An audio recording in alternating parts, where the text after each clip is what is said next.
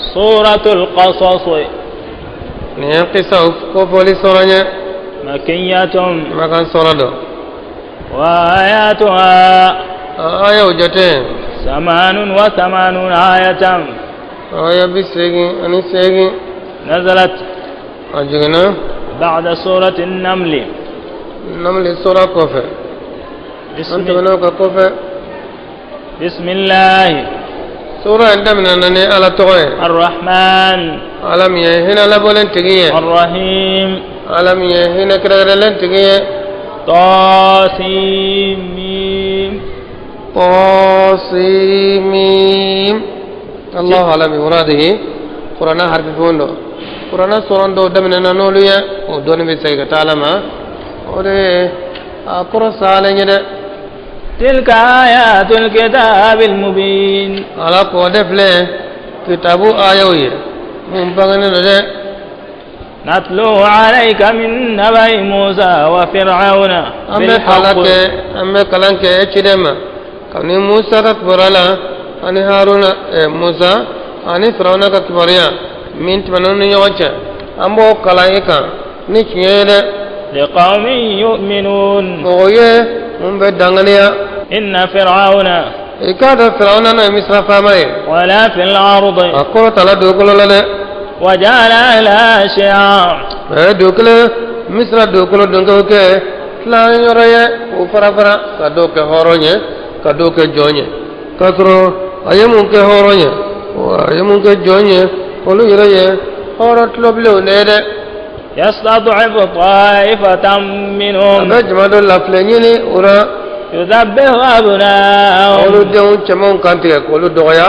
وفنا دغيا ويستحيي نساءهم أبو أمودي مسمو أبو لنيمايا إنه كان من المفسدين نيرلا فرنا كونكرا يعني كرايدا سانك ميرغا بك والدون كانتي علي دونكلي يري جمانا دونكلي ما ولولو جربو دالو دونكلي ما ولولو علي فلو دي matren to ko damina jiya kono ka muso jigiro labe ka bange kolosli ka jate mine ka muso mana korota jate ba no fe fo kata jigi don se na jigira dembi laje na kara cheye abe kanti ke bayre nya na kara muso ye abe toy donc le na jolibe jigi kalo kele na jolibe jigi sankle na jolibe jigi sank me fla alde ke walde on kanti kalila alako nyere la frana kunkara yani kala ere ونريد أن نمن على الذين استضعفوا في الأرض أو على فرنبا في أنك فنسريا نغوكا يمو لافلني دوكولا نو يبنسا كويا يولو دي لافلني ولو كجونيا وكجاكو جونيا ونجعلهم أئمة أنو لو كنيمغويا ونجعلهم الوارثين أنو كنيتا لو يرى فانا كنيتا ونا فانا كنيتا فرانا ناكما غوكوفي نولي كبتي كويا ونمكن لهم في الأرض أنما فانتكويا مصر دوكولا ونري فرعون وهامان أن نجر لك فرانا أن هامان نو يكا بريمير منستري وجنودهما منهم ورا أن فجر ولا كانوا يحذرون ميرا كل شمنا ملك يرى تغمينا نودي كم ما كنا نصر بنتلا كولا من بين فانتا أنو من هذا كده وأوحينا إلى أم موسى أن يجيلك كتا موسى بما أن أرضعي أبو سندي إتايما فإذا خفت عليه يسرنا أما فنا فألقيه في اليم يكافل جويلا ولا تخافي يكنا سنا كابتو جلا ولا تحزني يكنا دسوكم كم إنا رادوه إليك أن يدعي سجباية كريمة وجاعله من المرسلين وأن يأتيباية كيدن يفنن على يولي حمد دي مسبما كفو إتاي نا ولولا سين داما إكا مرأي بولو كان هاري سرا ننتسكا كانتك دين كانتك تاتي hal murtubu yayi unya bosa beto ala tsaka anyi ngale on gani resirana no mi ni mine fere ke kabla ke sokono e kabla jila on ni fla be foraye ilhamna nga ke sokono tai o de minana murtubu be taka tang la dongodo ibi jafarinya ama jafariya wala de aye den labe ka do kesro kono kabla jika waju yo tarana e o Firawna ka palen kono aflana ijma ka to ayre bulo akata ayre bulo ka sindama ala yo de folo fae nasrana de anasro kabla jila waye jita indekere ma farnya فالتقطه آل فرعون أيوة تالي باو يو ترانا يمينك بابولو مبدو فرعون كفالين كنو جي فرالا كدونا يينو فرعون يرى كسبوكو ديا تمودي ليكون لهم عدوا وهزنا كوزا كولا بانكي جوغيا يه اويه أني جسكم كم أتمودون نويا دو كفو موسى كو بنا لباني يمدما وكوتاتا nga alaba do ka ko laba mina ko de akola wa mina Firawna ka fanga inji islami yede ay san ko fla ke kantigalila awa abiga min joro mine ko ma kana na bo be ta kala mba ka fanga ci wa ala na ka fanga ci babo ay re ka so mo la de inna fir'auna wa amana ikada Firawna ani hamana wa junudahuma lu ka kale deun kanu khatin kada flibato yede o flila وقالت امرأة فرعون قرة عين لي كون ينجنا جلا ينه ولك أنا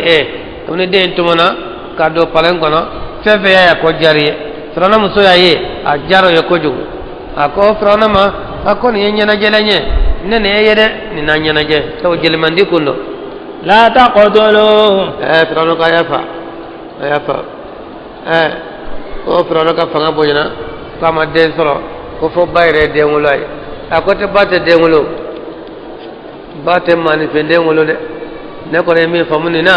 ay tani kantike ay ta kantike awa amuso do mana denye laje jeli mandido akadi momo yayi akadi agora mamiye e Firawna kelende masaka famya to kasara ko ne mani famude ay ta kantike way ne tay ya fo choko ay ko kata kantike muso kaba kana kan tigada asa yanfa'ana adala ninde inna nafa aw nattakhidahu walada wa anna min ad-dayyi wa hum la yash'urun muta dole nene la munafa ni bedde mako nyama yede wa suba fuad ummi musa fariga musa ba duskun labana langolo nyede tawu ayame minge ko Firawna kam mo yede ya tuma elu be yala ka den kan tigada wonyino ni den tara yere de oluma do musa ko ba duskun labana allangolo ati hamini fo yetugo ko musa ka ko de ko na ta kantika in kadati asrunyana yere la tubdi bihi kamta bangene kenaye atora doni abita kata fo ye ko ale den ko na kantika no do ko gara gaba way ko be tiene لولا ربطنا على قلبها ala ko na tora on yere de masirlika duskuna not ma duskumine akumeta لتكون من المؤمنين فسرت مؤمنية وقالت لأختي باين كونكو أبلا مسما كو موسى بلا مسما بلا مسوا كرولة أكوما قصي إكتوكا كو كم يويو بكتانا إكتام بدال فا إكالا جي يويو بتانا يرومنا فبصرت به عن جنوب على فلاني كنا كرنا ويو بكتانا هل بكتام باكرفة كاكا كم أنا تيجي خفير وهم لا يشعرون فسمعوا تادو قالوا بكاجتة منه وحرمنا عليه المراضع أتمنى منك كدوناي نفرنا نمسو بيننا سا كافوكو كا علامو ورا كوكا سيميبا نينانا ورا يدا إلسا مسو جباتو وكولولة كنا وكنا ناسونا من سيما كنا دوما وكسندما alako anye simi haramiyama min qablu akobba nali nyere muso nana muso chama be odem falelo simu de usiuna nona be usiuna ni fefe nana dembi ba otala be kasi fefe nana bana otama anye simi haramiyama yani abaka nade faqalat aw menasa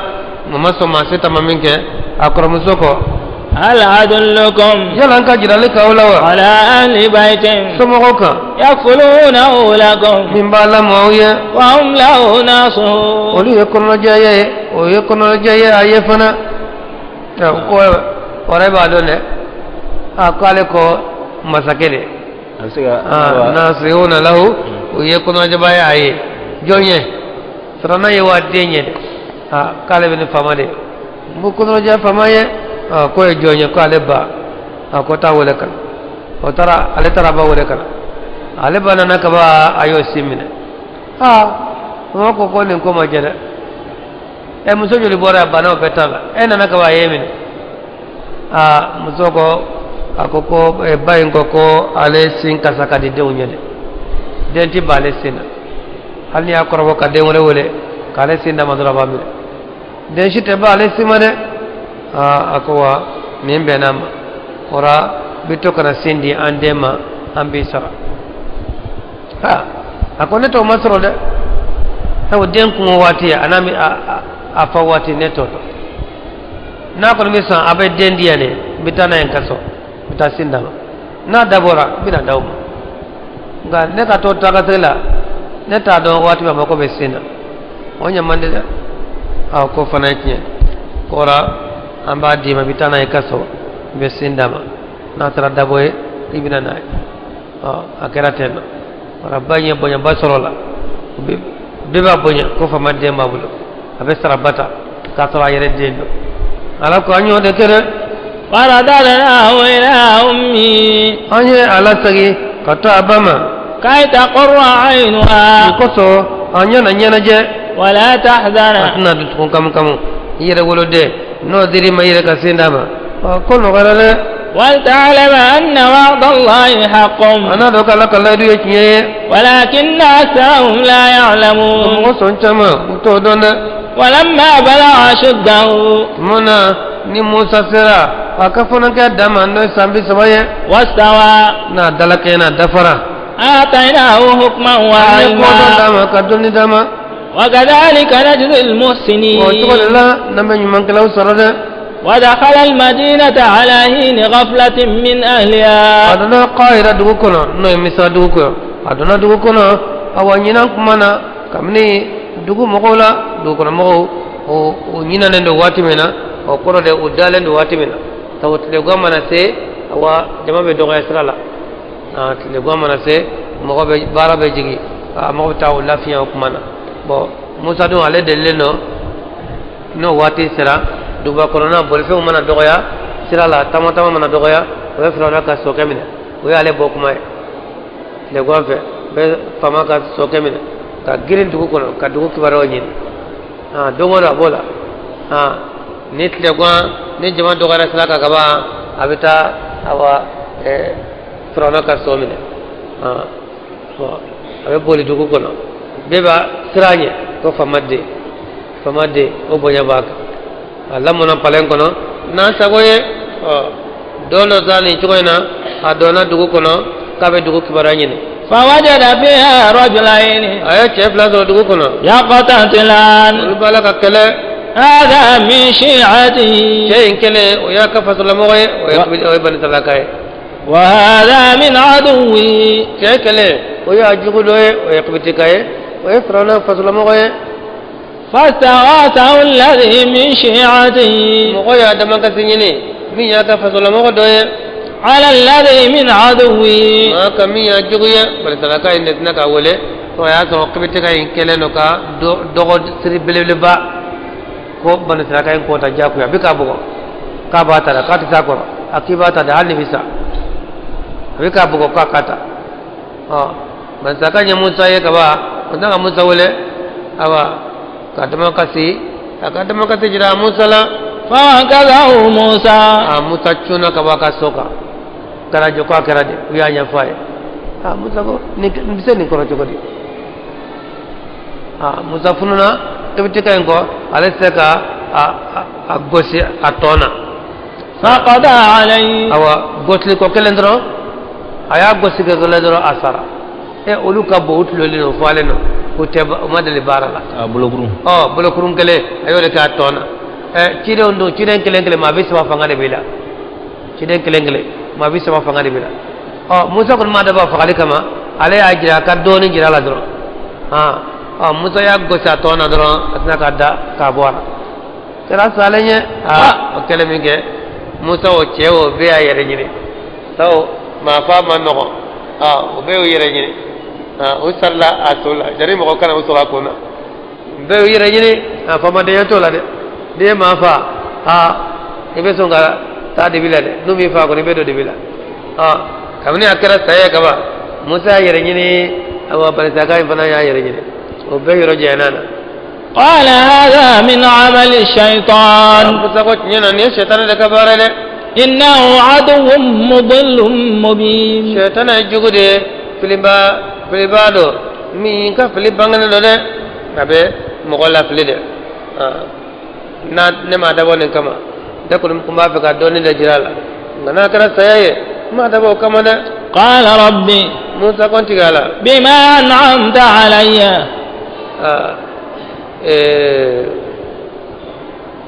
اما تايرورة قال ربي موسى كنت قالا إني ظلمت نفسي ني كنت ينا فاغفر لي وريك يا فما فغفر له على يا فراي إنه هو الغفور الرحيم على يا فما سي على هنا مسي قال ربي موسى كنت قالا بما أنعمت علي يكلا كان نعمة كما يا فما فلن أكون ظهيرا للمجرمين لك دمن باي ولا جو كلا يتغنى دومن كلا شيء إنه دمتو فأصبح في المدينة خائفا موسى لبنا دوكنا سلام باي سوني ما فا إبجره موسى أبالا كجره نني ما فا كونيره يلا بينا دون ولا تنادو سبو سرنا كا أنجت كلا نو وكاكي كوندا كومانا كه بانيا ينفو بتو تكدا كسكا rawa du kam ko de fakarani nin kotti blatende musa koni asrana be dugu kono de yala be do wala tedo yataraqabu baraka yere koloshi fa idha alladhi istansarahu bil amsi yasra ma mi yadde ben yina fe kunu yastasrihu be ka adama ka setu o dugu seje o erekle na tugu musa ba ka tle go am grina anana so ay chemi kele min porogoto kununde o che kele ni dore be nyogala to ane kubitika wore be nyogala ale fana musa e ka watu ale na musa ma musa imay ni fana mina bagama to bo ni fana bina bagama to mo be musa ma qala lahu musa kala no be ni deta be ni ka kuma deta kata analyze kata laje ni fana bina bagama to o bajira kafo do de la ka progoto do la ka ko bo nutro ko sige sige do be musa min ale ko musa ma ko musa kima ni fana bina bagama to ni digra musa la qala lahu musa kama innaka laqawiyyun mubin innaka laqawiyyun mubin nyana ko do maliye mi ka ko do maliya bangene do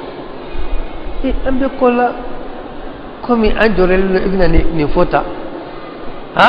ko nyana ko do maliye dika ko do maliya a langle mayelendo falamma an arada mamna ni musa yala nyine an yabtusha billadhi akafa ngatikia ke ni maye huwa aduwwun lahuma juguye uflabe no yakbite kanye musa ko ni yala nyine sa akado ni jira bitai na hanno makun tabo bo musa ya kadleki kanyele aba fa kaddo ni jira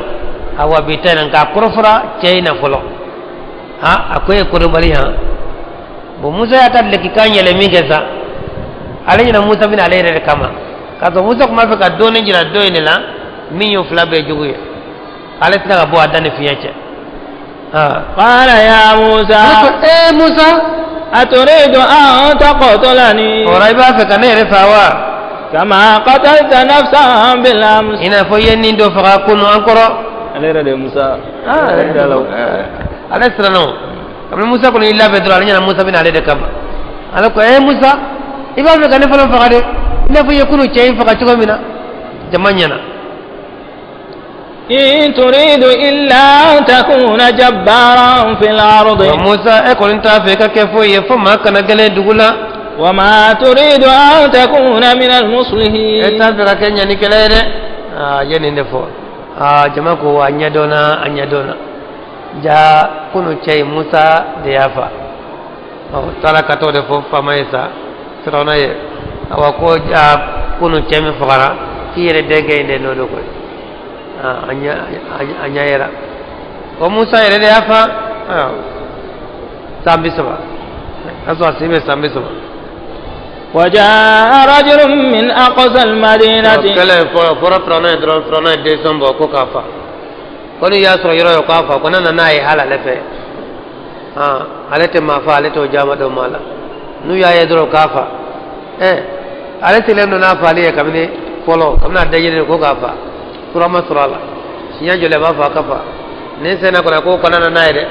kabunu na na solution na ta nyinana ko kafa de nu ya so yoro kafa o kwara fora minya na sa awa jedo na sa kamne dugu yoro jana يسعى o beteleya ini atato Madiana sage ya mata kwara suraflo akori sirana sano mangan ko ni fena adona ka fo kuma be sefa mama me bina deso jumambo o kamine kanawa o ka datuwa o ka fawa musata do deso minata kamine deso tala sa ko ka fa kedo de bolla sa ka mo to ko kata musa ni dugu kono kaye wala tala kata kwara faye قال يا موسى ko musa إن الملأ yekaro jama يأتمرون بك be ka nyogon nyamara ni yede be ka nyogon fara nyogon kan ma falau be ka nyogon fara nyogon kan awa ubina yini ليقتلوك ko ke fa sabu famay sira du makaba ko kifa فاخرج wa bode إني لك من الناصحين ne kono rajaye yede nena nan kono rajaye yede nu yiye kuma fla tara de wi fa de famay sira du wa bo dugu bla jona de فخرج منها خائفا musa bora misra du kono sambaye يترقب abe ka yere kolosi abe ka janto yere la abe kere fe flola abe ko flola abe talila sira ko makala de ka fo kata sira fe ay ni tara sira fe nyini baw biye atna ka fara nyanga nganya fe tu fe abe ka yere jatamine abe ka yere kolosi قال ربي akonti gala نجني من القوم الظالمين kam kisi mogola mon kera to nyene kelawye ولما توجه تلقاء مدين monana inyese madiyana fanfeza قال عسى ربي أن يهديني سواء السبيل ko dola mari nan kana sira tlelena de koni aye aparatu de fe taw tu sira yere ka telen katme sira do ka taw munu salobe sira la le dun tara nyama inde fe imana ke chuka ani be sira ko ne sira ko mita dugu dola ani tara tu fe adola be me ka to ma dugu yere mutadun tara to kono na de fe ولما ورد ماء مدين aye do ko de ke tu kono ama maye mo maye dumuninte jite fona e frabulu ni kare ko lu nyibe abe tu kono kata do ko ngele mo maye masrata ataro de la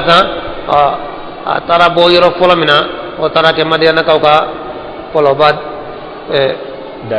dai o luka jita yoro atara poi yenno de o ya tora e misra jamane ayaba atara jerege o luka kolonda de la وجرى عليه أمة من الناس يسقون ay jama soro kolonda ina yenno wala kaminike wala ko kabagombe ووجد من دونهم امرأتين kay musafla soro olu karafe yenno ووجد من دونهم امرأتين ay musafla soro mo ko mun koro تزودان ol bala ko kabagonge onna na jona ngo jole me ko bagaw ne jeje ni mo ko nana olu be gere kolona ka jibo ko kabagombe kata kanunu jole to kabagaw nyefe hanu ko bagaw bitabe bita joni bagaw ne jeje mo jole me bi ka be kono awa fo be katlale قال ما خطبكما musa ko len bole a segene ba ngo bala segene do anana kanai dayiri sumana be ka bagantik nun jatemine bo tama nana ka musumani flying to kolo dalay olu be utami kata musumani nu jolendo o ka bagaw ne jeje musa dale mena minke atola ka musumani nu nyinga ako awdun kibara ajmai قالتا aw ka bagante miwa musuman flying ko لا نسقي حتى يصدر الرعاء كون تانك بغمي فو بغنكنا وبيكالا سجده تبو أون تسيغا جيبو أنفا دينك تابولو وأبونا شيخ كبير أنفا يتشويه ويتشكر وبايه على كورولا أسيغا باركتو باون درون دبابولو ونوننا أمبي بيري كونو ni bagantugu yuka bagaw mi jito mana to waro kono ambantami odela orambe jo fo bere katla de fasaqalahuma o musa yini ga koro kolo worati yanno ni ko o ko kolo lobia ko ko kolo yi ko farabade be odala ko ma kelen se go dai o musa ko ko jira lela o yo kolo jira musa la ma shege ne be farainta ka da kolo nala ma shege ne ba dai musa kuma to dogo kuma madune ke akkelenye fara en takabo kolo en dala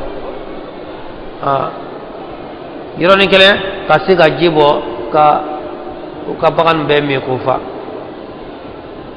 ay lamini ke uflaye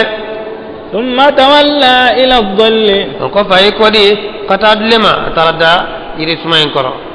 فقال ربي كنت قال إني لما أنزلت إلي من خير فقير وكنا كنا فانتان يبي نهتاج باي كتاب ما يمنجي كنما كم نهير لا ده كم بين لا ده أي إذا ما كسي على لا كاكا فانتان يجرا ولا مونكو أوا مسكين كفسا فانتان يه وكادلويه نيفانيه kama soro musa kume fantanya na nindona de foi kuntabul ngo bala fana ora miskina de kafsa fantanya de فجاءت إحداهما تمشي على استحياء musa betla ka dola dro musmani flaming kunna ne bagawnye musa ben gembe musmani kelembe kana musa famfe wa musmani kele onana abi katama ala stiyain maloyaka muso ni maloya de kaka akatama tola ni muso betama katra wole chela maloya kanka ye akatama chokola iba fa se umbe fereke awa maloya bolone muso kana tebe wole chola itama chokola isente fereke o yella banye de no te fulo muso goro nu ye wole chew ni ye che chama isra do se kata bu ka sra fale besra mununu wita sra jamfe ka che jama silen do kana muso kutise ni farat la reise be freke ka finina ibe abeke mo loye bulu ni fula muso ni che jama edro besra fara besra bla ko che ube ngasi santaw ni masra bla uyo be talongo sisa muso muso kan ka meru sra da defe sra kren fe ngasi santaw boro la de nini muso be besna ede kata karafe kasra tuma chen tubulu no to bu kuma kunge ki gosi to kasra tita nyuma wana ko ya fama de bi kama kunge ki talo kasra bla la utte malo yayi mafana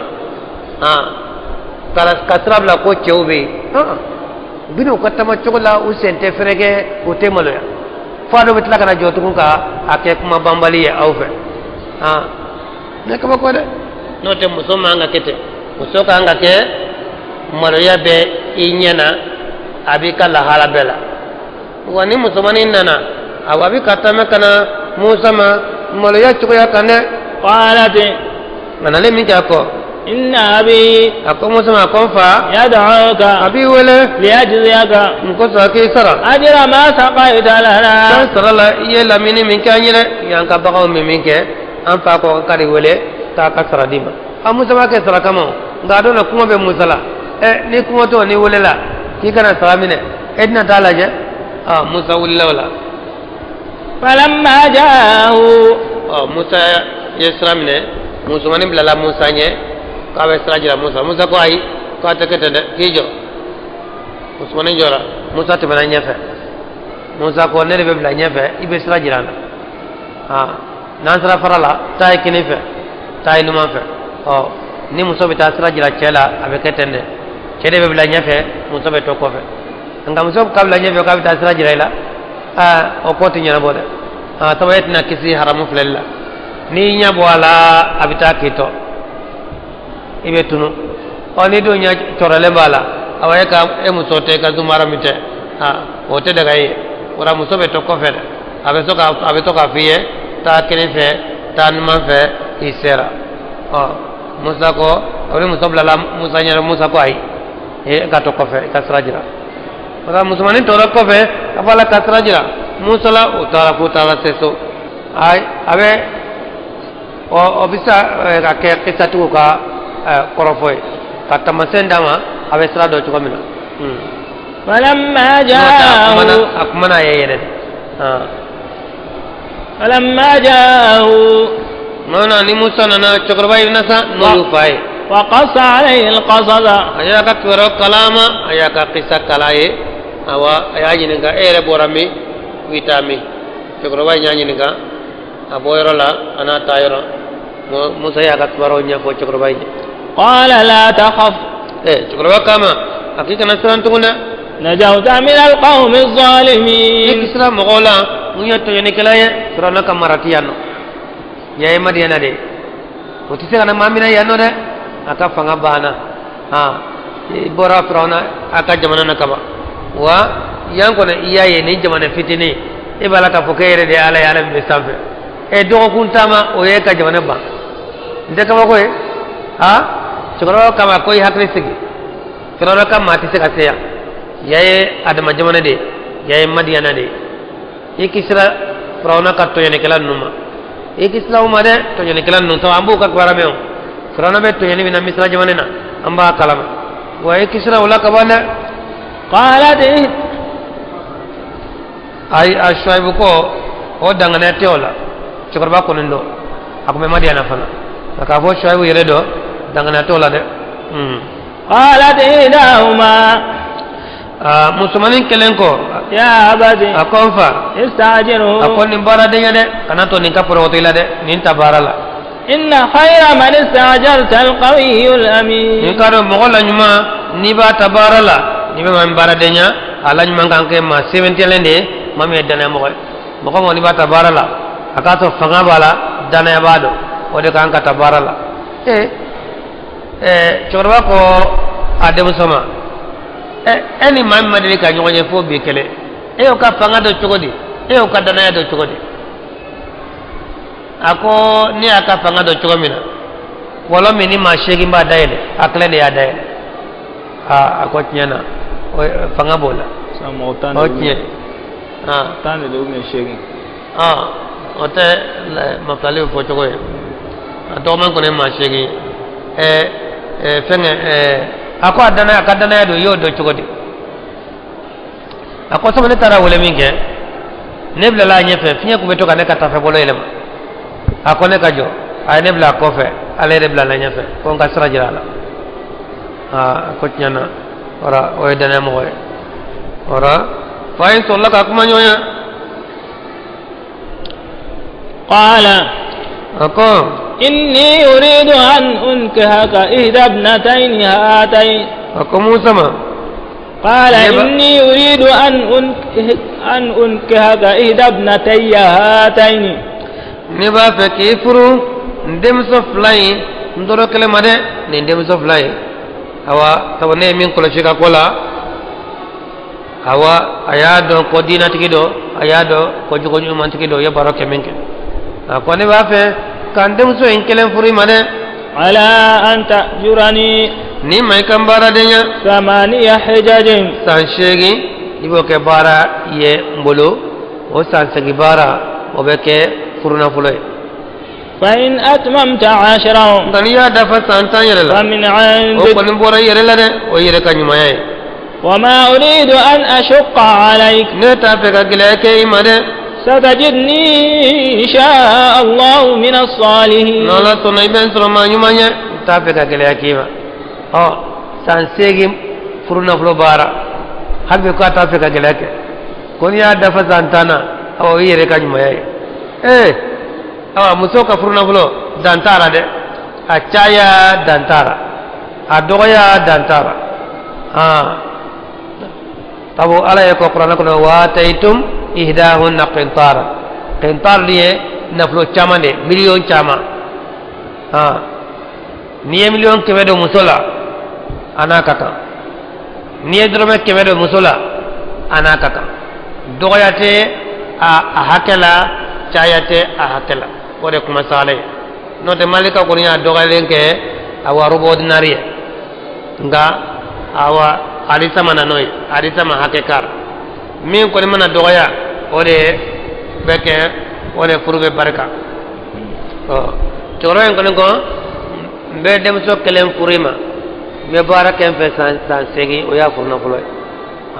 na be ni ma dem so be di ma kamlistan furube ke habe be wa muso ka de ka so furna fulo ma tarafulo abe sara don don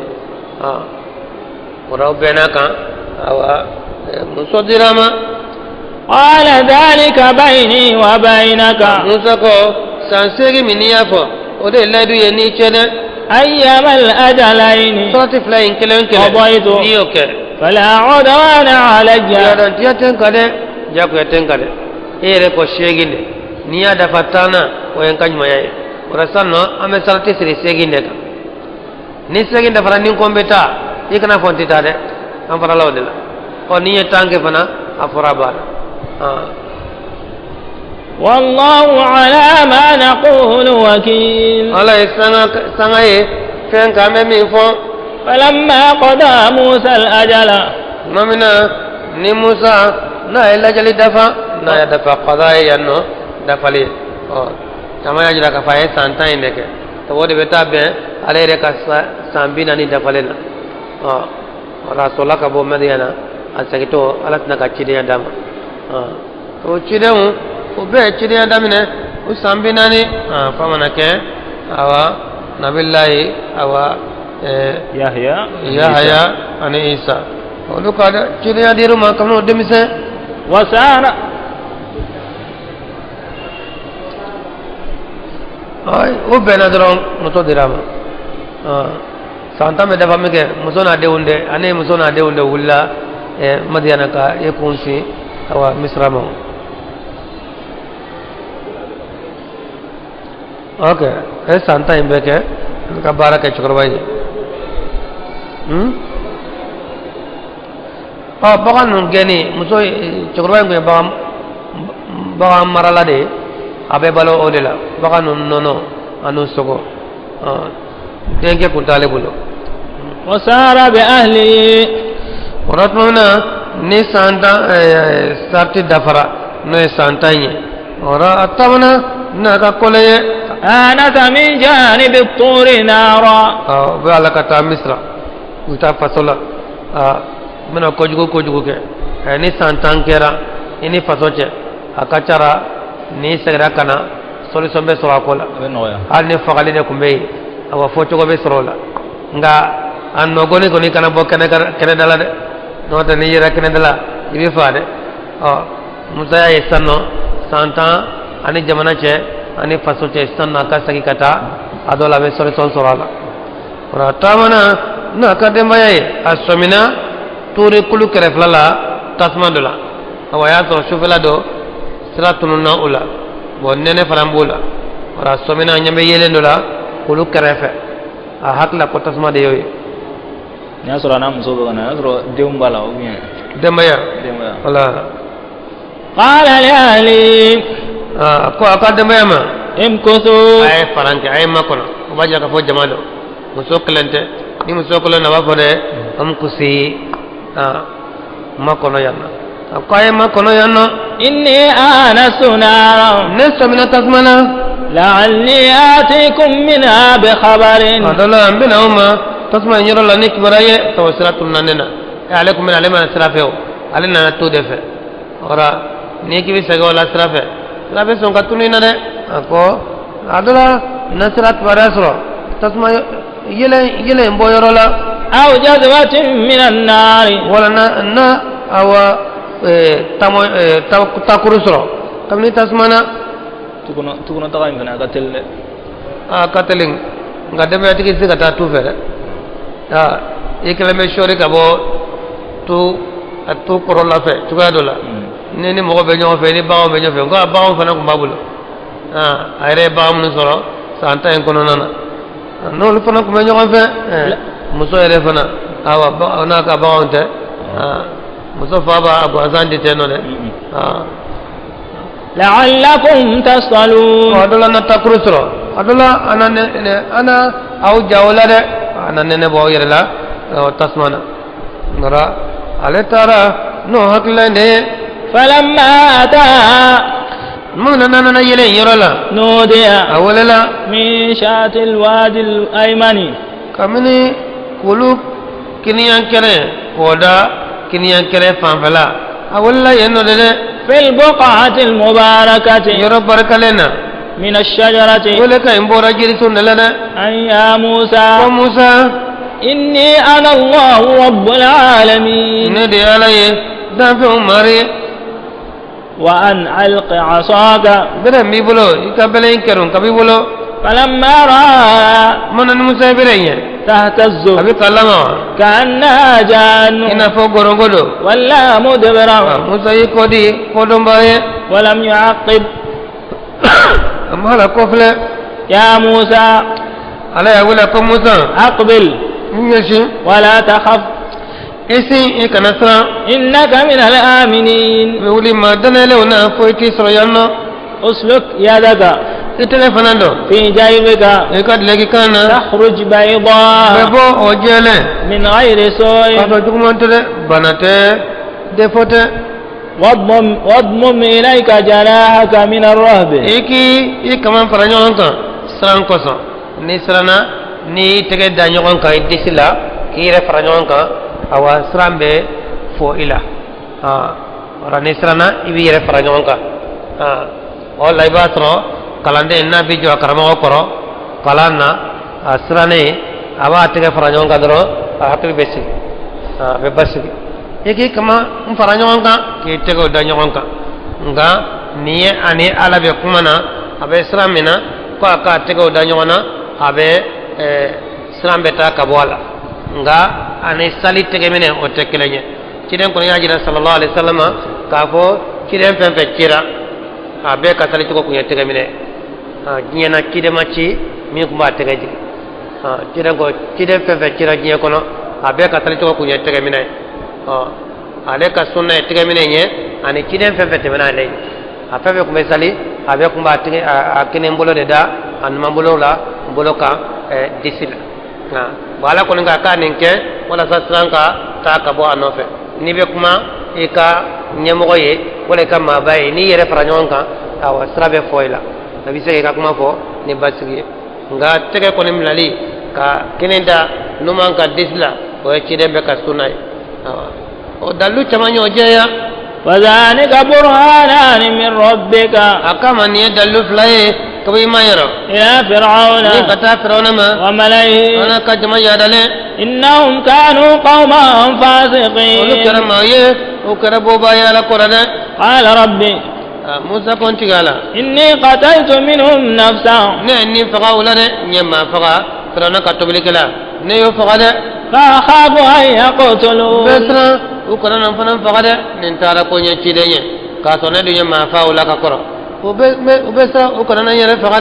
وأخي هارون قبل ما هارون نبينا هو أفصح مني لسانا وجعل لنا كتمنك وكما فرنفسلنا كتمنك فأرسلوا معي أردا يعني في إكوتشي كفرانكا وكاكين دمباي يصدقني ونانتيا إني أخاف أن يكذبون misra kaw ukona nangalo tigare utedana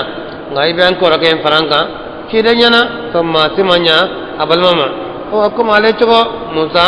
ayala dele aka abal make faraka chidanyana qala alako سنشد عدلك amina itu kangaleya بأخيك ni bal maharuna ye ونجعل لكما سلطانا ana pangake awiye فلا يصلون إليكما ka saumade بآياتنا aflan ni nanka yawiye utsika sauma bana nakamo usika fuye kawla أنتما ومن اتبعكم الغالبون awde sebawiye ani mo mana tuga ko de okoro sebe awde bulo fangaba na awde nanka kaba ko nuniye kanga kaba ko nun tawulo awa seba ya bawulo mati sawla de musa nentu mai abo ale kamna fitini awa donala atorat lo la frauna fe kasinga mena boshi e ka tufa aw fo frauna e fiebla o digra frauna na koswe akora odo ko ka kantire ko ka fa musa le ko kai ko kana fa ko demisendo ako demisente demiseme ni ke afala wa ko ne majugo de ko ka fa muso inde ya nege kan ko de misado ka te fendo nin tari salune tasma do ko bo jogona soro ka baado de misen jogodi ne sanu ble ne tasma ble ble nin ko rotta abe sanunta de misen de ayafa muso ko ka ta do har ne salune tasma kam ble nin ko abe tasma de ta ko ku kana noy ko na tasma ta ora baado ko de misen ko no to ka be faale o tara tasma blenta ane sanumble kanu bla ko ka kelenta akabe saninta julla ya tega go sikata bla tasmana azan tasma ne ta ka bla da ko o de ya anne chama cheje ka puru ka anne wala ka kuma akunte fram fasya ko soba ka kuma te famu ko mo to ta chugo wala ko ka ko ke ne jene no katmare ka فلما جاءهم موسى نانوما بآياتنا بينات قالوا ما هذا إلا سحر مفترى موسى ما كنت وما سمعنا بهذا في آبائنا الأولين أما نيغنم أن فافلوا لنا كفالك هذا ودينكي وكشيدين وما مدلكم أن فاولا وقال موسى ربي أعلم بمن جاء بالهدى من عندي وما تكون له عاقبة الدار إنه لا يفلح الظالمون وقال فرعون يا أيها الملأ ما علمت لكم من إله غيري نتبت في مرة دو أو يه نما كني نيرة أيه نفو جمانا بيجنا فرعون كجو كفوت ربني كبيعة مه قال تبت في مرة دو مصر كويه ناله يرتده قال ده مصر كاو كبت فيه فأوقد لي يا هامان على الطين هامان أيبه جنني كنيه بقى كننا بقى جنني ka sanga sojo sabo ne bogo e biriki dama jo ka to ima jeni ati fanga so ngani ya jeni abe ko ako hamana ma ya ka premier ministre ko ka fere ke ka bogo biriki jeni ayede ale de biriki jeni sojo dam biriki blego فاجعلني صرعا ikabili kenye لعلي أطلع إلى إله موسى adolana ile kata musa ka batfema ay firawna ile bita ala yini sanfe firawna ni kafir ile bay abe ile ka bita ala yini sanfe ere mami ko ala ti sanfe do firawna mam fsaye ashaira tiku awa tawira ashariya o mo godi wa ko ala ti sanfe kala ka bo yoroma ate yoroshi eni ko ala te yoroshi e ma ala genwa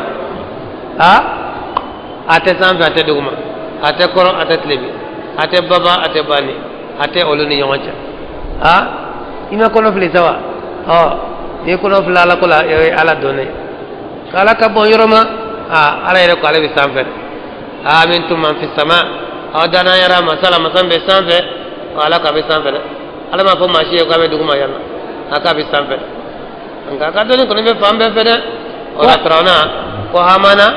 ko ka étage de la sangaso kaka bilid la abe yele bilimi fe nin ka taala kele sanfere wa inni la adunnu min al-kadhibin ko musabi kala ko mi fo ne bi ka jigi galon tigala de ngaye ka sojo étage jamba ambe yele o fe kata ka bakolo la kata ko la je na to ni tiedo wastakbara huwa wa junudu fil ardi surana ayre boyana na ka kele de ويرى بوينا دوكولا لنا بغير الحق كاسر مكني نشيه وظنوا يادنغني أنهم إلينا لا يرجعون يا بسي كوتي سغي كان امده ولنيا نيدي كوي ني ساركبا ولا ركوتا رده فاخذناه ولكن انا منك an ya firawna mine وجنوده na takkale de فنبذناهم an yu keru في اليم ji woyo la de ba dinge kono awa an yu yelmo de kono de denyere ni mi kamina awolo do abaya bala ji woyo la ji woyo tarana ka akisi abora o balugula ba mane ikunda baka ito to mi kumbe wole ko bajide kamna denyere ni bilal ba kono baya kisi o balugula ba mana kunda baka ita to ne firawna irete anana bala fana ay bago si bay dayle laye atimna na kamo bajide o de fle katime bakono ni ni te bajide yebe do bakono dajale ni mi blala bakono akisira o baligul ma mana bakono dina kisi ade kurunta bulu kurana ale na kana do anofe bayne kono badinge kono mabenda فانظر كيف كان عاقبة الظالمين وجعلناهم أئمة يدعون إلى النار أنا كمغو ولكن أنت نمغو جودي بمغو ولا كتاتت مدة مدة كايكا جبنا دي جبنا نمغو با أجورو باتيكي كابي ولا سوما داكلي أرمي بي kana beli mabadinge kono ne kaba ko ede wala radona fana trana be ni nyone ka kam wala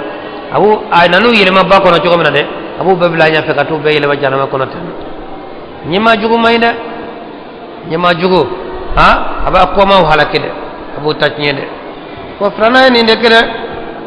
wa yawmal qiyamati wala radona fana la yusarun tademede واتبعناهم في هذه الدنيا لعنة أن يدعني تقوكو كمن نجينا روننا كم قو تغفر يريرا ما فلك الدنيا باكنا ويوم القيامة ولا ردنا فنا هم من المقبوحين دولي ما تجوا يرى ما لقوش لهم نقولي ولولا ولقد آتينا موسى الكتاب ينا أي كتاب دي موسى ما نوي توراة كتابه من بعد ما أهلكنا القرون الأولى أنكلنكو كواتي مغو ولو هلكي ترونا نكا مغو هلك لنكو في أوا نمسرا دوغلو أني فلسطين دوغلو أبدرا موسى ما بنزا كوما ورجا كتاب دوما بصائر للناس كابك دلوجيلني مغوي وهدى أنكنا ورحمة لعلهم يتذكرون ولا ونتاشي كميري وما كنت بجانب الغربي على كوتشي دما كنت طول كلوت لبيا فانفره إذ قضينا إلى موسى الأمر منا لا يكون إلا تك قطع موسى ما وما كنت من الشاهدين كنت شرباي ويروينا ده أكو مكيننا ده ولكننا أنشأنا قرونا كان كونيه ذلك واتلا مغو دلده فبطال عليهم العمر شيد جينا أمة وما كنت ثاويا في أهل مدين أنا كنت سكباي مدينة دونك ولا نبني كبراي ملا تتلو عليهم آياتنا كلام كما أنك كبراي ولا أنك آية ولا أنك دكرني هنا ولكننا كنا مرسلين كانوا على كلا شيء لباوية ولا لا أنفلك كبراي بيني فيه من كلام مصر من كلام مدينة أنا بيني فيه نيده وما كنت بجانب الطور كنت تورك تور كل كرف فنا إذ نادينا من ناي ولا لك ولكن رحمة من ربك فهنا قصة بما يرى لتنذر قوما قصة كم مغاكم قصة ما أتاهم من نذير من قبلك سبحانه ما تكوين لعلهم يتذكرون ولو نتصي كميري ولولا أن تصيبهم مصيبة على قوان نصر نما سبقك ما أسرى بما قدمت أيديهم نفس سبي تكو يمين كنا فيقولوا نما سبا يسرى نافو ربنا أنت غلا لولا أرسلت إلينا رسولا هنا ما تشيدن كيما فنتبع آياتك نيكو يشيدن كما نتويك آيوكو ونكون من المؤمنين وأن كنا كمؤمنين فنا فلما جاءهم الحق من عندنا قالوا لولا أوتي مثل ما أوتي موسى أولم يكفروا بما أوتي موسى من قبل min yogona dira musa ma ka ko wa berek me musa bolo na abla be ke sai na te ka da lekana abe jeya ko mun no nyogoma di chidema ko lu te da chide ga chide na ko fo no nyogon dirama ala ko yala musa tai dira musa ma o ya to ko musa ka mo golli manarawa ul makafira no yewa qalu ko sihrani ko da wali flado fadahra yenyogon de mena wa qalu ko inna bi kullin kafirin kafirala na flabere inna bi kullin kafirun kafirala na be kelengle musa na nani miyo isa na nani miyo ko lu kafirana flabe ko tashila qul mana ka ba fa'tu bi kitabin min 'indillah ay nani kitabu ye ka wala yoro huwa ahda minhuma to men kanale no katame ni flabe ka attabi'uhu katame musa ka na kanale no katame qur'ana ka qur'ana chire jire be to ko de in kuntum sadiqin no to na tiye فإن لم يستجيبوا لك نما جابلي كيدو فاعلم أنما يتبعون أهواءهم أقول لكم بالكاتو ونين دغول كونه ومن أضل ما سيدون في اللند ممن اتبع هواه ما كما من تقرا إني دغوكو بغير هدى من الله كاتو كانت كبولا يرو إن الله لا يهدي القوم الظالمين أتبعوا كنا منكرتو ينكلويه ولقد وصلنا لهم القول نيرلا أن يكما تقو ويرا لعلهم يتذكرون ولا هنا تسكميري كانيفوية ولا تونا فميرا الذين آتيناهم الكتاب ما لنا كتاب دوما من قبل فقرانية هم به يؤمنون لمننا هنا وإذا تتلى عليهم من أنك يا بكلاوما وإذا يتلى عليهم من يا بكلاوما قالوا آمنا به إنه الحق من ربنا إنا كنا من قبله مسلمين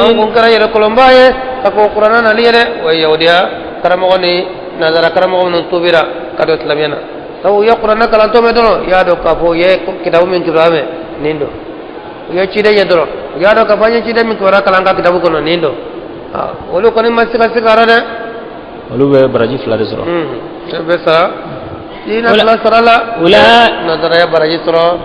be islamiyas baraji soro أولئك يؤتون أجرهم مرتين ولو كسر بدو ماشيا فلادة بما صبروا سبك وسبل الذين كرلنا قد لكنا صبر الدين كرلنا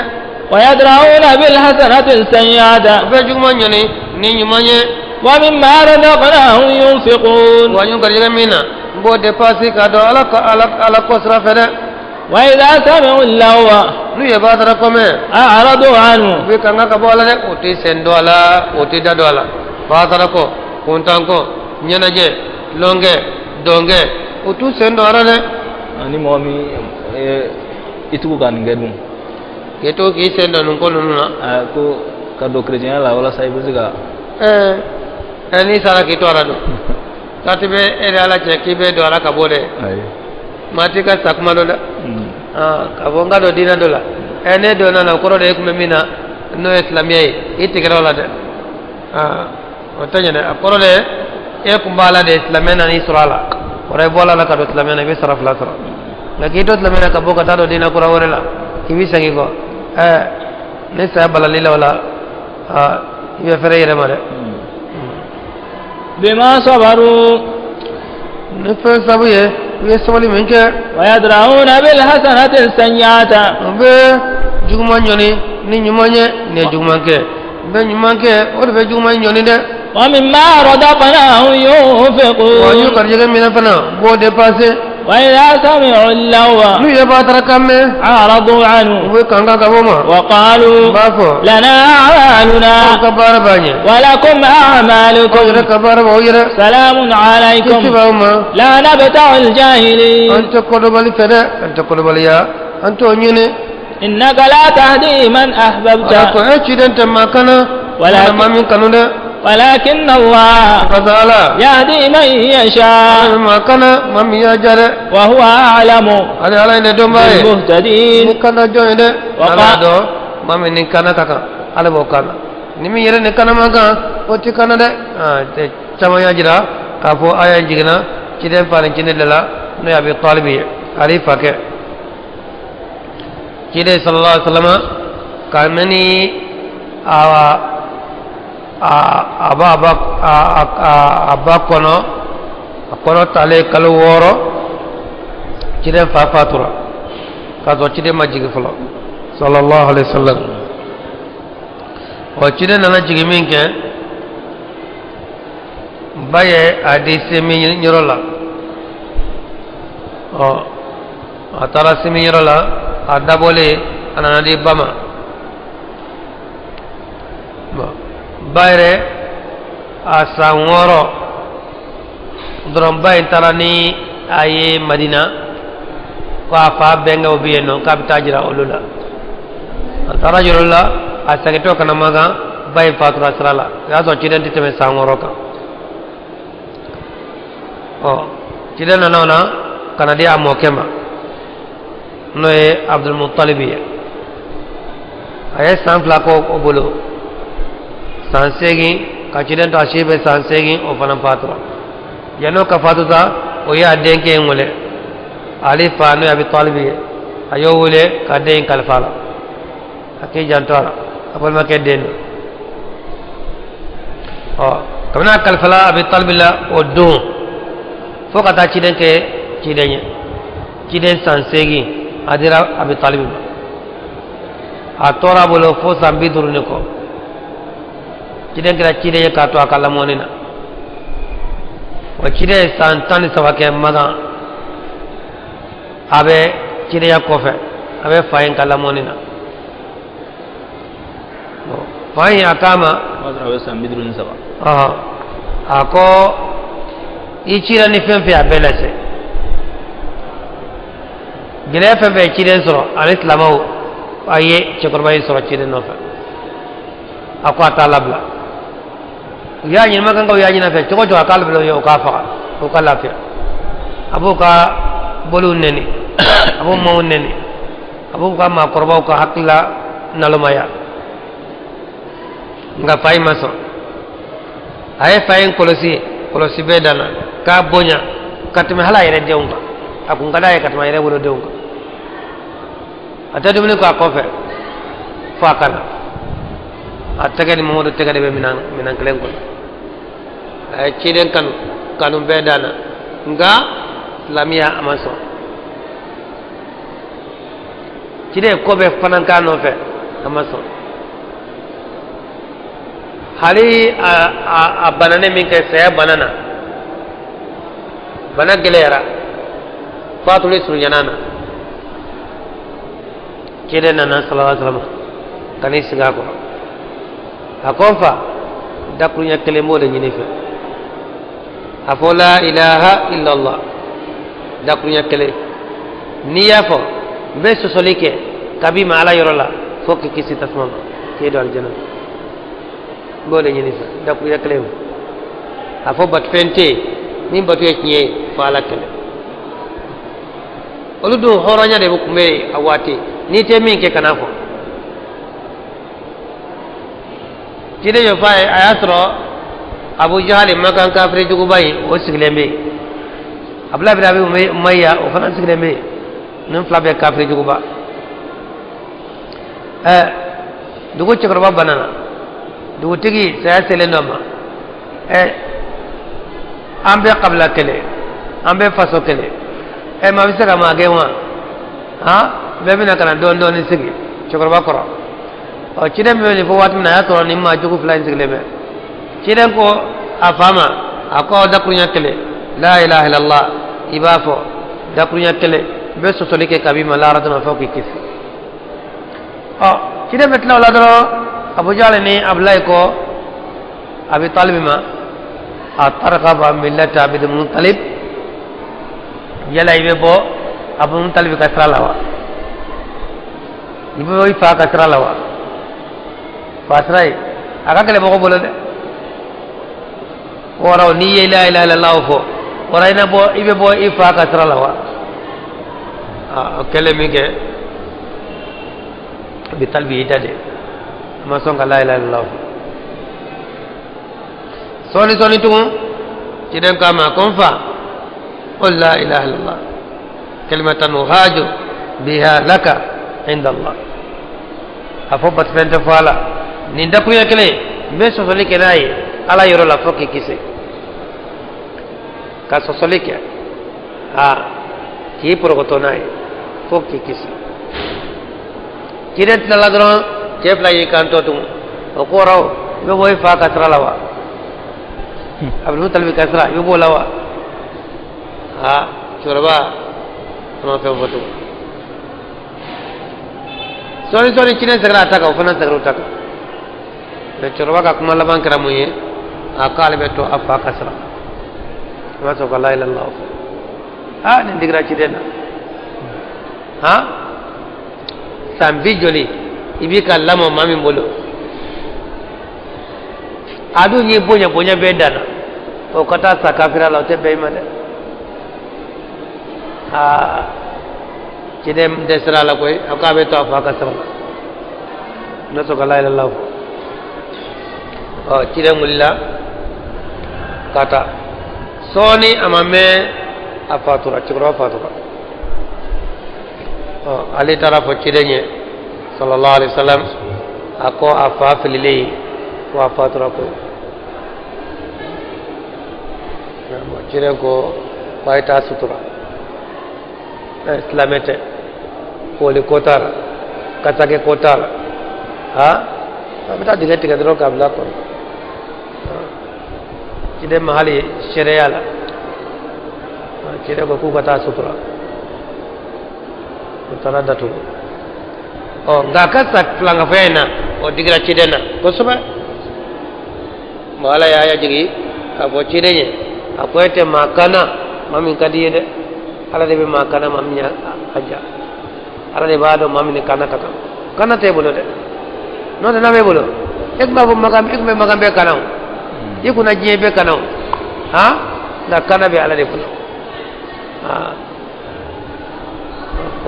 nin ko koni nin tota ko nin ban ne flene kana te bolo kana be ne ala de bolo de wa qalu mami niya kan ala de dembaye ni kana jonye wa qalu flanga foko inna tabi'il huda ma'aka ko cide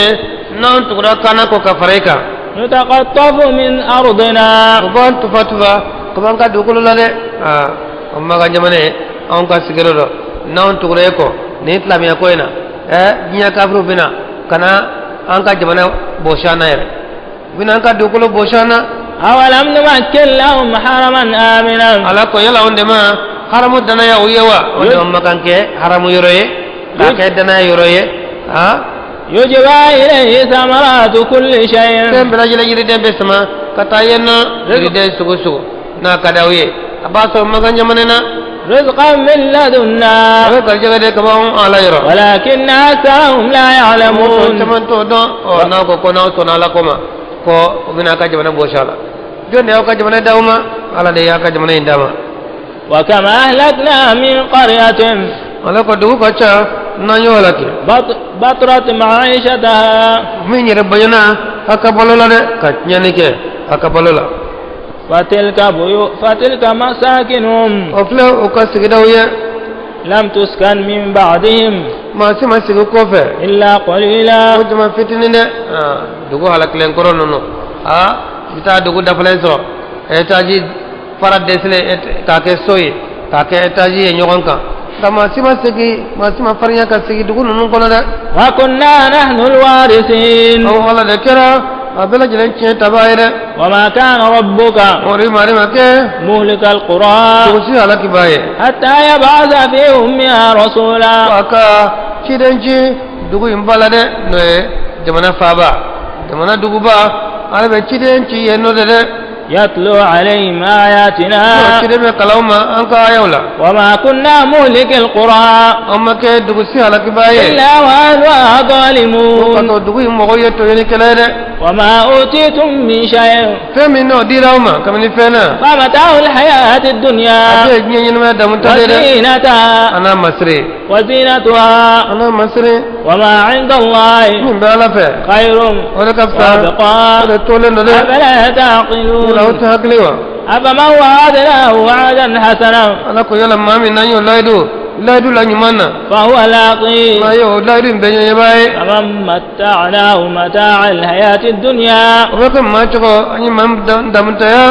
nyene ma ya damta la ثم هو يوم القيامة من ko المحضرين faletki la radona beke hadar mo ye tasmana o te kala nyele ويوم يناديهم do bina na la buwole ويقول ba fo أين شركائي الذين na jenya be mi jenya كنتم mono تزعمون ba kuna fo arba fo kafruma akmala ka mun wole jena o farane kan o be mi ay jirawna ayu jiranna قال الذين حق عليهم القول ko halaklik ma wajura mamunga ربنا qala هؤلاء الذين أغوينا nun yema jugo de flaniye nun de am flede أغويناهم awa nyama jugo fo ko ma jugo ma aw nyu fle كما غوينا anyere fle jugo na de amma kana na ko kana fa na kumbu kana ga nyu fle ko ma anyere fle jugo mina تبرأنا إليك wa nyoro jana katima ما كانوا إيانا يعبدون tam batu de ko tam batu nyema jugo be fore ka ko ma jugo koro la radona ko tam batu de وقيل ادعوا شركاءكم ko baba ko aya jenyo wole فدعوهم wole فلم يستجيبوا لهم tajabli ku yere ko ne jena yi shike ko wole o mi jabi donc le o mi jabi ifa ya shike ko wole amu jabi immo ke ya shike ko wole amu jabi la radona ne yo wole bi jabi wa ha aba yere nyine mutu jabi de ورأوا العذاب ala ko ye jangata yede لو أنهم كانوا يهتدون bena ta hal na to lu kun kana le de makana be file ka fiye de ni bala kelemato ala kelemato kesi bodela ngala ndore ni ma dabla la radona ni ita be ken misale de ويوم يناديهم do na la bole فيقول ماذا أجبتم المرسلين ay nga ci de on jabi ni munye فعميت عليهم الأنباء kibara be nyami umma يومئذ do na de فهم لا يتساءلون ali nyogo ni ka la radona ini ka mo nya botre ni nyona nyogo ni ka tara de فأما من تاب ni ma ko ni tubira وآمن alimane وعمل صالحا sabara nymanke فعسى أن يكون من المفلحين adola otu be ke kisi bayre ala kan kisi آمين وربك يخلق ما يشاء ori mari de be fenda ni manaja ويختار ala be sugandi ke ala mana sugandi ala de tane sago be ala de sago te mayre kana fa maye ka fa ala sago isago oti bene sago te ala de ne kumai abe fo mamiye abai dagosi ngo bele teke ko ya ba fo maye kala sago isago ari ba fa isago te ala akoro ne tata ngala ere mana sai kuma na tuare la fara mete ka fo kala sago isago te be fel la ko se ka so ire tado ora ala sago mo sago ikana fore misira fo ko ala sago o kofe na benima ala sago kofe na beni sago ma note ko fara nyonka ala sago isago o tinyede ما كان لهم الخيارة ala ko sukanite jonyede sago te jonye sago tigi ala de سبحان الله tuna bala ye وتعالى عما يشركون san koro tale no ko fe ma be mi faraga وربك mori mari يعلم ما تكن ala صدورهم fendo udisu be min dogore وما يعلنون anu be min bange وهو الله ala ala de batfe لا إله إلا هو fente fa ala ala له الحمد tanu baye في الأولى awa dunyana والآخرة ala وله الحكم kiri bale de وإليه ترجعون abela jile mi sagi kata ala ala ne mana قل mana ka ba أرأيتم ayan twara إن جعل الله عليكم الليل سرمدا na la efu ke dumi fe nyauma إلى يوم ala القيامة ra don se kotle kotara من إله غير الله ne batfe nye ala tanana يأتيكم بضياء min bina mani yele ye أفلا تسمعون la temeni kedewa قل mana ka ba أرأيتم إن جعل الله عليكم النار na la etle kauma سرمدا إلى يوم القيامة من إله غير الله ne batfe nye ala tanana يأتيكم بليل no bina mani shuya تسكنون فيه na be ma fa okono أفلا la تبصرون te yele kedewa ومن رحمته abula ala kainena جعل لكم الليل shuka oye والنار le لتسكنوا koto فيه ana ma fanti okono le Wata- ana shube ana sawati okono le fana baraka ولتبتغوا من فضله كتانا ينك تلفه أكفز وانتيالا ولعلكم تشكرون هناك بركة دبوية ويوم يناديهم دومنا نالبوله فيقول أين شركائي الذين نجينا بمي كنتم تزعمون كنا فره أقول نجينا بمي ونزعنا من كل أمة شهيدا أنا شير فوسي كمني مانتوم بلا جكلو به أم بشير كلمة جكلو بلا فقلنا بافو آتوا برهانكم أين ناك دلوية فاعلموا أن الحق لله وضل عنهم ما كانوا يفترون إن قارون كان من قوم موسى فبغى عليهم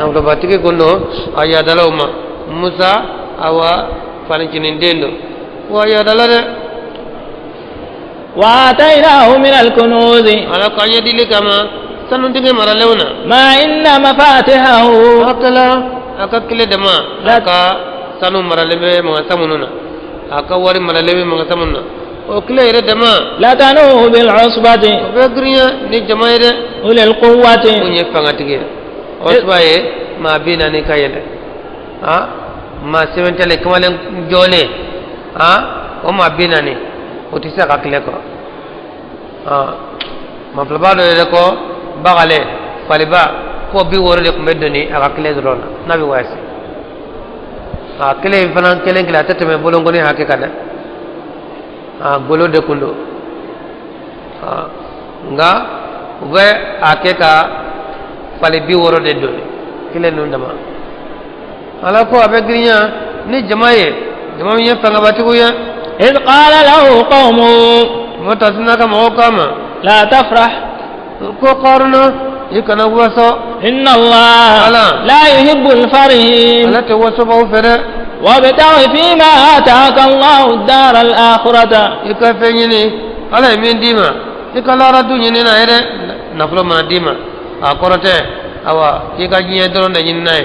وادري ما يكلا رد ينينا هره ولا تنس نصيبك من الدنيا يكون كنا ينينا إن يروكو ينينا ده نفلو بيقولوا awa kafini nyumando kadumuni nyumandu kaile kafe nyumanta ama balila de wa ahsin ika nyuma yake kama ahsana Allahu ilaika na pala nyuma yake kanima chiko mene wala taqwa mimbi wolone alama adi kale made nale yake na flatige awa dukono abla kono kin kono dugu kono ika do kafa yadi ni kama ko bede made ika nyuma yake naye ika seji tukuna yede ولا تبغ الفساد في الأرض إن الله لا يحب المفسدين قال قارونكم إنما أوتيته على علم عندي نقول عندي علما دوني دكا على فدا ولا يري ادو على نقول كاكا نا يا دما ولا على كلامك دوني بالا نقول ني تشكو قال بودو ولا نا على نقول سرده أولم يعلم أن الله قد أهلك من قبله من القرون من هو أشد منه قوة وأكثر جمعا ولا يسأل عن ذنوبهم المجرمون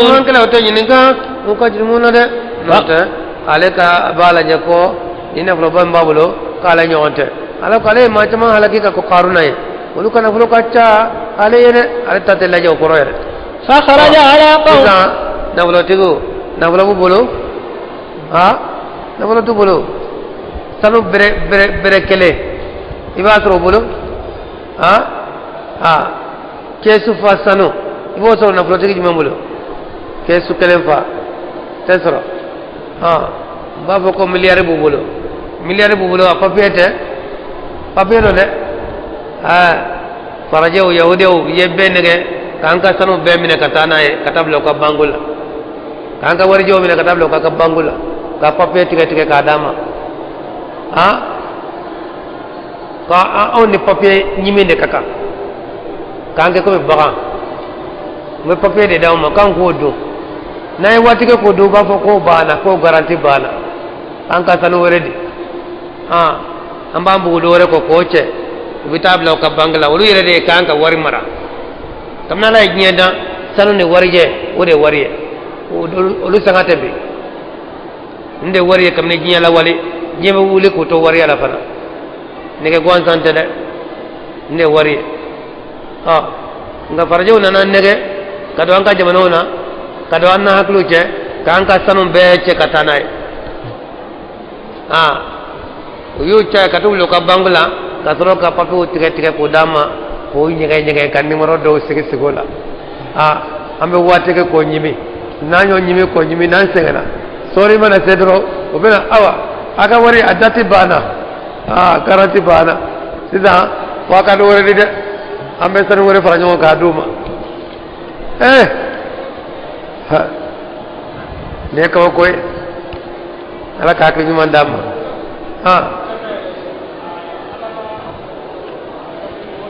aga be sanu ni wari de bo o de jaga be bo kama on yanta de ka garanti mine e garanti mambulo na be ko du o de anga sori o de anga wari o ambo de jaga bo de no de papier ko ma fo papier ti wari o ko ni annege kanta mine awa ambe mako mi yani sanu ye ambo mako nyini anga papier o ka papier jalan no ambo de di nyoma ambo de du ko wari bambulo nu ko almi ma miliari babulo ite hali sanu brike dengele surabu abebe bangla abe papier gwansan ate soro de ibe papier le mande do papier le mande be dima wala be sagima papier le mande beta papier le mande bina sanu te dima wari te dima aywa abe foko na flo bubulo wala sa na flo tigi awa otelaje ko na flo chara na flo mo chara abi ka doga de na flo bi ka bani abe yetunde ibe sanu ye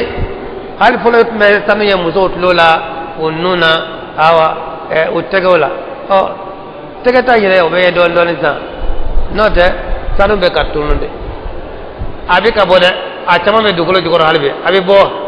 nga bebe yele kata abi ta fara yela ni atara una minan koro do dam ko kelem kuro ko lu na la jabara ko be ato dati bana lu kato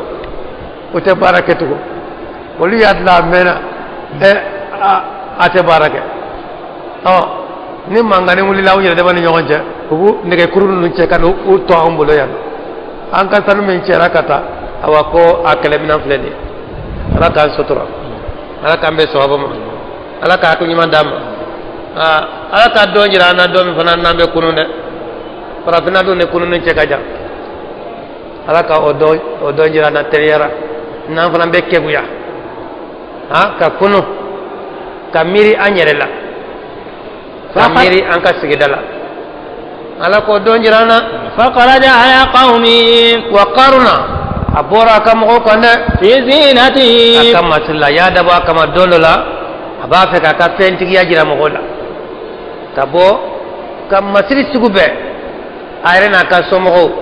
ana ka bagaw ko be masri ni samne wariye ado masri togo dafalena nin ka bo ka defleke dugu samantela be kaye ka don ka fo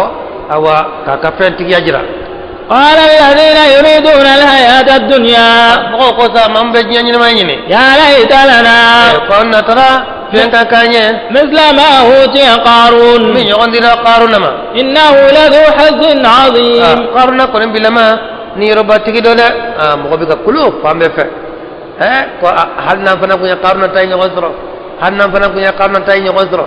مغو بورا بده فام فلابه كسرا فام فلابه من ده بكولاجه masri dan cenya dan be ka yala ka defleke dugu kono kata ka sai no be kulawla wa qala alladhina utul ilma no ko sa doni dina mamnoma wa ilakum o ka dalo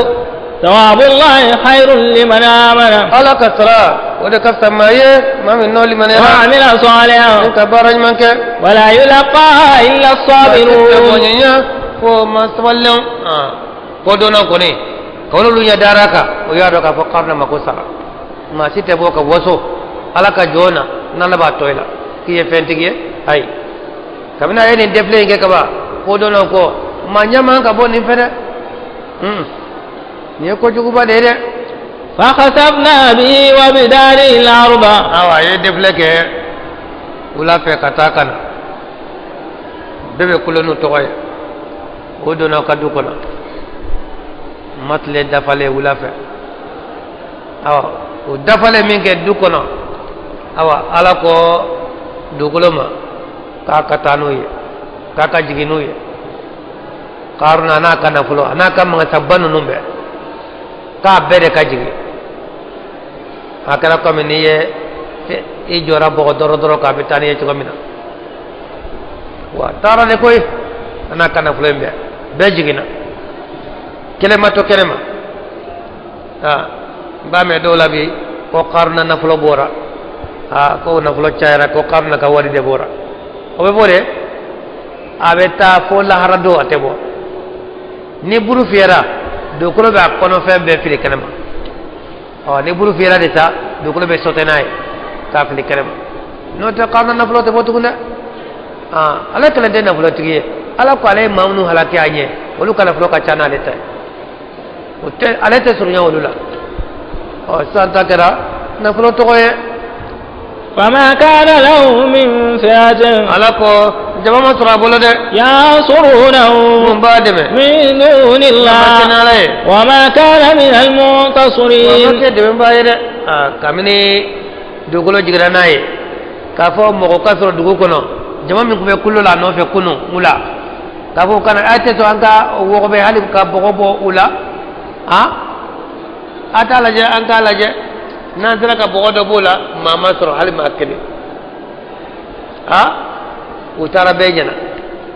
na vula tigi nube kulo ni toye mi sai no fe kiedo ute sai no fe o vimbi bolo dro bone no fe no bana wa bana ko na vula tigi bine iba jonde ya no fe na vula tigi hala dembe mun bo lube ba mun yere demba bo lube ba fa ma ko bakarta ni kira na fulo tige ka ba ikra be fay ikra de u faye ikra de ko faye ikra ko faye be ti ma ko bakarta na fulo tige na sigle me jamana na wula ka jaw ka ba ba do be wule anofe ba ibe munde no ibe jonde nyine an kumbe karta de nyine ito ngawula tara ni fesida ito ngawula hanno e sije de wa se fa no fe bakar tabi wole abita ni wulle ka jodro na flotigi ka wuli ka jamana mama wuli ajragi be yere note ni wulle do mo ko be wuli no ni sigira mo ko be sigino na rabba khilu mo bana gara tege gele ban ono de tege gele ban ngone ma bolu no fere ube mumbo olu no olu bi saw no feke o te fe so na bolo tege gele ni tugura ko ata inte toro de na taba o de be to olu no fe ayra de baga borota o kan nata te fafana no te sentigi na bolo tigi aywa ubi no fede de i wulila isigra ngai kana binde jaman fele no fele ni ko fele moye ni kele fele moye ima ko sala ma kotila ikachitisa ni dugu takado mogobe iya nya fodro mogobe soro o be tay ka cinya nabo ika ma ko sitita na fele no de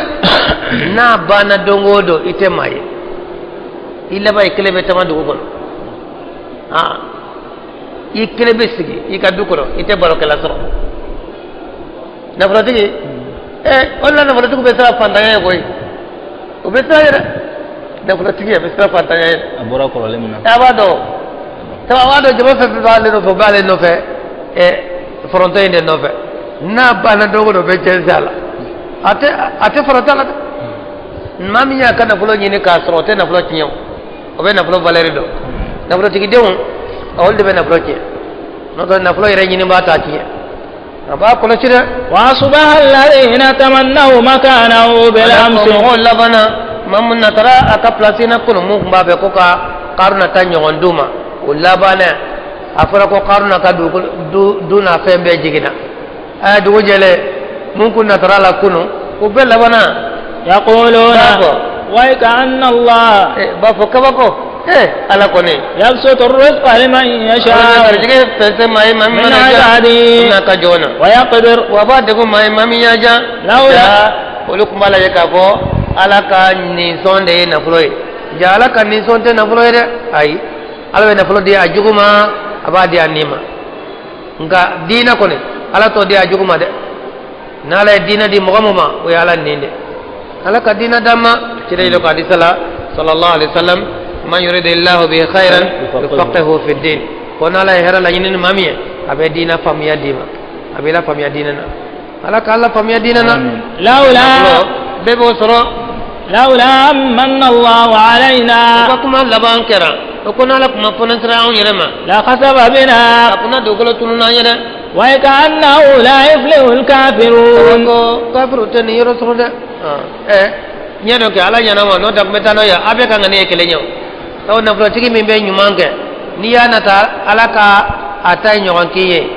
iba ka sara nyogan soro hadi man na flo soro na flo tigi mi nabi ka nyene ni ya dan tiya de ke ne fana na tara ko ne fana ko na flo soro kibe o nyogan de ke ina be ka junumuna hadi man na flo soro hal ni sara fanta yana ni be ka na flo soro abe ka na flo ke ka baru dejo lomi yoro sinimanso balontan kuntanko ay kana flo bitaw doronde la nyana jew e fana na tara ko ne ko na flo soro ki tak meke ode wa ona flo tigi mana junu soro o nyogo be di fanam na flo tigi mi nale kana flo abi ka ke ka siyitu ka ke ka balmo deme ka ke ka signyon deme ka misru jo ka kala sojo kala ko deme kala kala deme ka kala nde on deme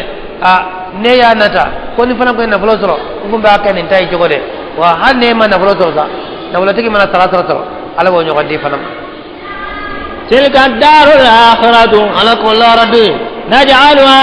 ambake للذين لا يريدون علوا في الأرض mom te ko tanyini do ko la de ولا فسادا nyani la nyini aljanna be di mamnu ma sini mam ma ko tanyini jiya joyoro jiya place arjana la blale no de wala jiya nyini isa de la harala de ولا عاقبة للمتقين wala ba blale sa jonde de من جاء بالحسنة imam nanani nyumanye فله خير منها nyumambiye min kafsa katme itain kade ومن جاء بسيئة imam nanani jugmaye فلا يجزى الذين عملوا السيئات ko tesra munya jugmanke إلا ما كانوا يعملون ma jugman min kana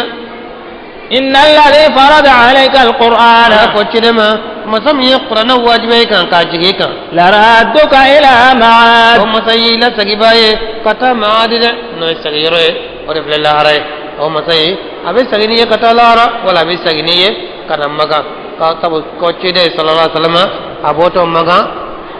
nak mehjira ajora makan kene manana ay kofle magana ako alabado maga kafo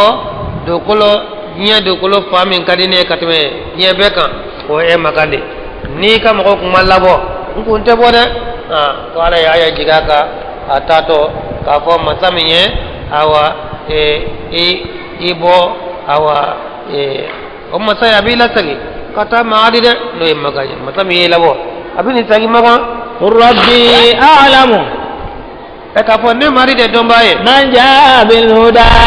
ana re mado mami nanani kanai de ومن هو في ضلال مبين ane mami be filila tulimi no bangalelo وما كنت ترجو أن يلقى إليك الكتاب e chide kunta jige kafo kitabu be kerun kanima kami mayro إلا رحمة من ربك ko ina ko so kami mayro ala ene kitabu jige ka ولا تكونن ظهيرا للكافرين kana ke awade membaye kafiri yede kana ke kafiri de membaye